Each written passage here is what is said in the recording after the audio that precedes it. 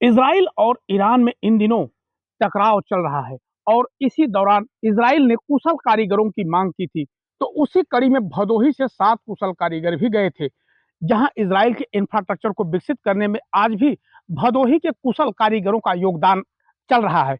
इसी स्थिति में बताते चले कि यहाँ परिवारीजन भी चिंतित होते हैं जब वहां बम और मिसाइलों की बरसात होती है, और जब यह खबरें टीवी या रेडियो के माध्यम से जब उत्तर प्रदेश पहुंचती हैं तो लोग टीवी और अखबार से और यहाँ तक कि रेडियो से चिपक जाते हैं।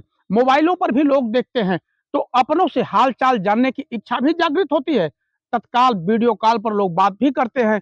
तो वहीं काम कर रहे बैरा निवासी एक कुशल कारीगर ने बताया कि जिस तरह से बम और मिसाइलों की बरसात होती है तो 10 किलोमीटर दूर तक धुएं और आग का गुबार फैलता है और इमारतें धराशायी होती हैं। ऐसे में अपने के साथ साथ अपनों की सुरक्षा में भी इजराइल कोई कसर नहीं छोड़ता।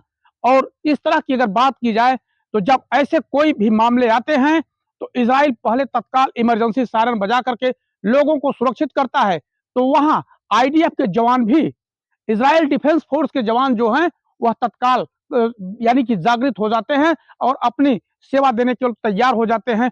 पहले तो जो बाहर से आए हुए लोग हैं, दूसरे देशों के कुशल कारीगर श्रमिक हैं, उन्हें सुरक्षित स्थानों पर ले जाते हैं, बंकर में या मजबूत घरों में, जहां मिसाइल या बम से कोई किसी भी प्रकार का या किसी भी जैविक हथियार से किसी भी प्रकार का खतरा नहीं होता।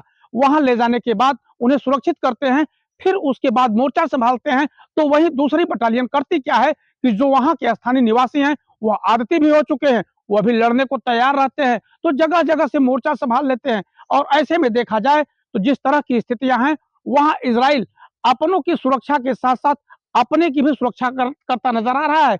और वहीं इजराइल की जो जनता है वह भी अपने देश की सुरक्षा के लिए कितनी जागरूक है इसका अंदाजा भी लगाया जा सकता है। क्योंकि यहाँ के कुशल कारीगरों ने बताया कि जिस तरह से वहां इजराइल की व्यवस्थाएं हैं वह बहुत ही काबिले तारीफ है।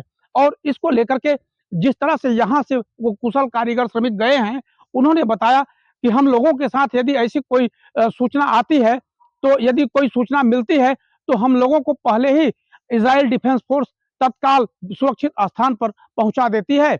भदोही से एसकेएस न्यूज के लिए रजनीकांत मिश्रा के साथ आनंद तिवारी।